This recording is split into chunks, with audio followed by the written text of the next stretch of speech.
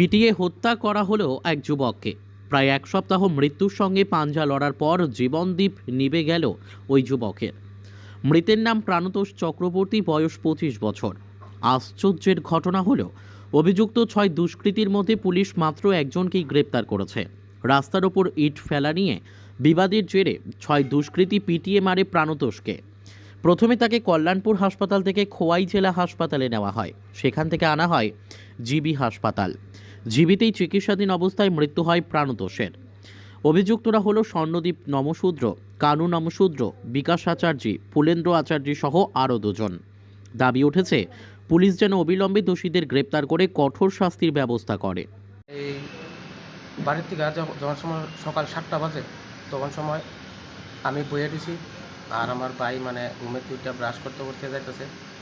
সে রাস্তার পাশে মানে ইট পালাইছে, হ্যাঁ বাধা দিছে দেখিয়া, মানে কয়রা মানুষ যাইতে পারতো না বা আমরা যাইতাম পারতাম না দেখিয়া, হ্যাঁ একটু সাইড করে ফেলা। তারপরে হেরা এই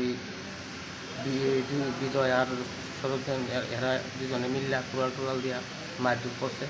তারপরে হেরা বাড়ির লোক আয়া সবাই মিল্লা, তারপরে ইটগুলি রাস্তার মধ্যে কে পালাইছিল? এটা ওই গাড়ি দিয়ে ফেলাইছে। বাট্টা কে পালাইছিল? মানে ওই তারা যারা লোকের দরবার চলছে, তার নাম কি?